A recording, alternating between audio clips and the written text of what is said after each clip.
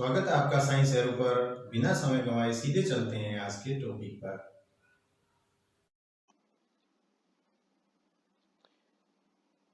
आज हम पढ़ने जा रहे हैं द लिविंग वर्ल्ड। ये आपकी 11th क्लास का बायोलॉजी का फर्स्ट चैप्टर है।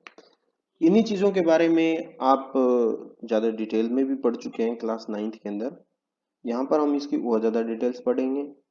और आपके इस टॉपिक में सबसे पहला जो सब टॉपिक है वो है व्हाट इज लिविंग। लिविंग क्या है, जीवन क्या है, इससे संबंधित हम पढ़ने वाले हैं। चलिए जानते हैं जीवन क्या है। What is living. लिविंग को डिफाइन करने के लिए, किसी जीवित वस्तु को हम परिभाषित करने के लिए हम 5 कैरेक्टर्स को लेते हैं। पहला है मूवमेंट, उसके अंदर गति होनी आवश्यक है। आप भी जानते हैं अगर किसी जीव के अंदर गति होती है तो आप कहते हैं ये जीवित है, ठीक है। और प्लांट्स के अंदर जैसे ये फोटो मतलब रेस्पॉन्स करते हैं, जैसे लाइट की तरफ रेस्पॉन्स करते हैं, तो वो सारे के सारे क्या हैं, वो भी एक तरीके की गतियां हैं। मूवमेंट के अंदर आप उसे ले सकते हो। सेकंड थिंग है रेस्पॉन्सिवनेस। अगर उस पर कोई ना कोई उद्दीपन या इम्पल्स दिया जाए किसी भी जीव के ऊपर तो उसको रेस्पॉन्ड करना चाहिए। अगर आप एक चींटी पकड़ते हैं और चींटी के ऊपर आप कहीं एक तरफ से आप उसके ऊपर कोई उसको टच करते हैं तो दूसरी तरफ मुड़ जाती है, कुछ इस तरह के रेस्पॉन्सेज करते हैं। तो यानी जीवित जो हैं उनमें रेस्पॉन्सिवनेस भी होनी आवश्यक होती है। थर्ड जो चीज है ग्रोथ। ग्रोथ क्या है? ग्रोथ, कोई भी ऑर्गेनिज्म है वो अपने शुरुआती दिनों में छोटा होता है लेकिन धीरे धीरे अपने साइज को बढ़ा लेता है, तो ये भी एक जीवित होने का एक इम्पोर्टेंट कैरेक्टरिस्टिक है। इसके बाद है रिप्रोडक्शन। रिप्रोडक्शन यानी जनन। जनन ऐसी गतिविधि है जिसके द्वारा जीव जो है वो अपनी जैसी बहुत सारी कॉपीज बनाता है, ये प्रोसेस कहलाता है रिप्रोडक्शन। जितने भी जीवित हैं उनमें रिप्रोडक्शन की कैपेसिटी पाई जाती है। और लास्ट है रिलीज ऑफ एनर्जी। आपको पता है बहुत सारे बायोलॉजिकल प्रोसेसेस होते हैं जिनके अंदर एनर्जी की आवश्यकता होती है, और इस आवश्यकता को पूरा करने के लिए हम रेस्पिरेशन करते हैं, और रेस्पिरेशन के बाद क्या बनता है, एटीपी बनता है। और इस एटीपी को हम एनर्जी की करेंसी भी कहते हैं, जो दूसरे प्रोसेस के अंदर हम इसको इस्तेमाल कर सकते हैं। तो हम कह सकते हैं भी कोई भी जो लिविंग थिंग है उसके ये 5 कैरेक्टर्स हैं। कौन कौन से 5 कैरेक्टर्स एक बार फिर से देख लेते हैं। Movement, responsiveness, growth, reproduction and release of energy. ठीक है, मूवमेंट को हम प्लांट एनिमल दोनों में देख सकते हैं। रेस्पॉन्सिवनेस को आप एनिमल्स में तो भली भांति देख सकते हैं। इसके अलावा जैसे आप 10th में पढ़ के आए थे, जैसे लाइट का क्या इफेक्ट होता है, जिस तरफ से लाइट आती है उस तरफ प्लांट मुड़ जाता है, तो वो प्लांट की रेस्पॉन्सिवनेस है। ग्रोथ आप जानते हैं अच्छे तरीके से प्लांट एनिमल दोनों में होती है। रिप्रोडक्शन भी आप अच्छी तरह से पढ़ के आ चुके हैं 10th के अंदर। और रिलीज ऑफ एनर्जी भी हमने पहले पढ़ा है। जो भी जीवित ऑर्गेनिज्म होगा उसके अंदर रेस्पिरेशन की क्रिया चलेगी ही चलेगी। इसके अलावा लिविंग थिंग्स के कुछ एक अपवाद भी मौजूद हैं, जैसे वायरसेस। तो ये सब फर्दर रिसर्च के टॉपिक हैं। सेकंड सब टॉपिक है हमारा diversity in the living world. यानी जितने भी जीवित जीव हैं उनके अंदर कितनी विविधता पाई जाती है, डाइवर्सिटी पाई जाती है, वो हम इसके अंदर पढ़ेंगे। इससे पहले मैं आपको कुछ फोटोग्राफ्स दिखाता हूँ। ये देखिए जरा, ये पहली जो 4-5 फोटोग्राफ्स हैं ये कुछ एनिमल्स से रिलेटेड हैं। ये जो देख रहे हैं आप, ये वाली फोटो एक मकड़ी की फोटो है, स्पाइडर की फोटो है। दूसरी फोटो है वो एक मॉस्किटो की फोटो है। तीसरी फोटो एक मधुमक्खी की फोटो है।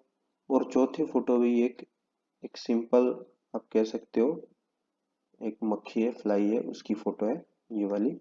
इनके अलावा एनिमल स्पीसीज के अंदर आप गाय है, घोड़ा है, कुत्ते हैं, बिल्ली है, बहुत कुछ आप अपने आसपास देखते हो। यानी बहुत वैरायटी उसके अंदर मौजूद है।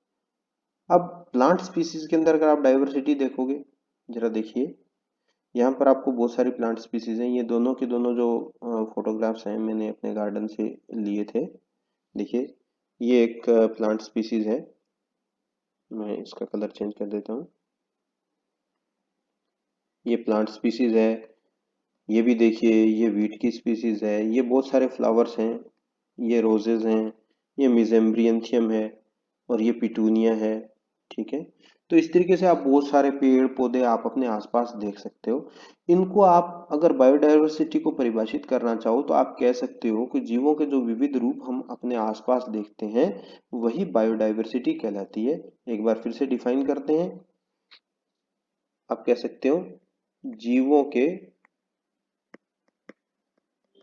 विविध रूप जो हमें आसपास दिखाई देते हैं वो क्या है, बायोडायवर्सिटी। आप इंग्लिश में इसे डिफाइन कर सकते हो, various life forms of the organisms around us is known as biodiversity. Various life forms, ठीक है, हमारे आसपास जितने भी जीव पाए जाते हैं वो सारे के सारे मिलकर के क्या कंस्टिट्यूट करते हैं, बायोडायवर्सिटी कंस्टिट्यूट करते हैं। नेक्स्ट जो हमारा टॉपिक है, सब टॉपिक नोमेनक्लेचर, नामकरण। ये बड़ा इंपॉर्टेंट है। नामकरण क्यों जरूरी हो जाता है? अब जैसे चावल है, चावल का जो बायोलॉजिकल नेम है या बोटेनिकल नेम जिसको आप कहते हो वो है ओराइजा सटाइवा, ओराइजा सटाइवा, ठीक है।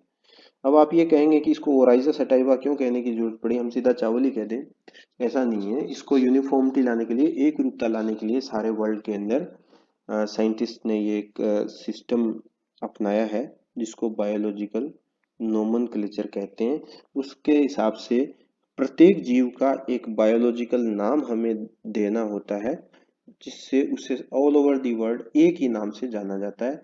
अगर आप ओराइजा सटाइवा कहेंगे तो किसी दूसरे देश के वैज्ञानिक होंगे वो भी इसे समझ पाएंगे, इसीलिए नोमेनक्लेचर, एक बायोलॉजिकल नोमेनक्लेचर जरूरी हो जाता है। अब देखिए ये किसके बेसिस पर होता है, आईसीबीएन, ये तो प्लांट की जो नोमेनक्लेचर के लिए रेस्पॉन्सिबल है। दूसरा आईसीजेडएन, देखिए आईसीबीएन, आईसीबीएन मतलब international code for botanical nomenclature. इसकी फुल फॉर्म आपको पता होना चाहिए, मेडिकल प्री मेडिकल टेस्ट वगैरह में पूछा जा सकता है। ICZN international code for zoological nomenclature, ये एनिमल से रिलेटेड है और ये प्लांट से रिलेटेड है। ये किससे रिलेटेड है, प्लांट से रिलेटेड है, और ये किससे रिलेटेड है, एनिमल से रिलेटेड है, ठीक है। अब देखते हैं बायोनोमियल नेम्स क्या होते हैं, ठीक है। इसको हिंदी में कहते हैं द्विनाम पद्धति। कोई भी बायोलॉजिकल नेम होता है, चाहे वो ह्यूमन बीइंग का हो या प्लांट का हो या एनिमल का हो, वो दो पार्ट से मिलकर बना होता है, ठीक है। अभी हमने क्या देखा था, ओराइजा सेटाइवा, ठीक है। इसके कुछ रूल्स हैं, जनरल रूल्स हैं बायोलॉजिकल नोमेनक्लेचर के। बाइनोमियल नेम यानी दो पार्ट हैं, पहला ये जीनस का नाम है और दूसरा स्पीसीज का नाम है। तो इंटरनेशनल रूल के अकॉर्डिंग कोई भी बायोलॉजिकल नेम है वो दो पार्ट में कम से कम होना चाहिए। जो पहला पार्ट है वो क्या है, जीनस, और दूसरा पार्ट जो है वो क्या है, स्पीसीज यानी जाति। जीनस का मतलब वंश, स्पीसीज का मतलब जाति, ठीक है। तो इसके जो जनरल रूल्स हैं, पहला तो ये कि ये होना चाहिए लैटिन भाषा के अंदर। लैटिन भाषा एक होती है जिसके अंदर इस नाम का कुछ ना कुछ अर्थ होना चाहिए। पहला जो रूल है वो क्या है, लैटिन, ठीक है।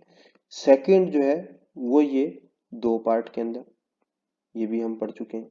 तीसरा जो है जीनस और स्पीसीज, पहला नाम जीनस का था और दूसरा नाम स्पीसीज का था। जीनस कैपिटल लेटर से शुरू होगा, स्पीसीज का नाम छोटे अक्षर से शुरू होगा। दोनों ही इटैलिक्स में होंगे। अगर हम हैंड रिटन लिख रहे हैं तो दोनों के नीचे अलग अलग अंडरलाइन होगी, ठीक है। तो ये रूल्स हैं, जनरल रूल्स हैं। आज के वीडियो में इतना ही।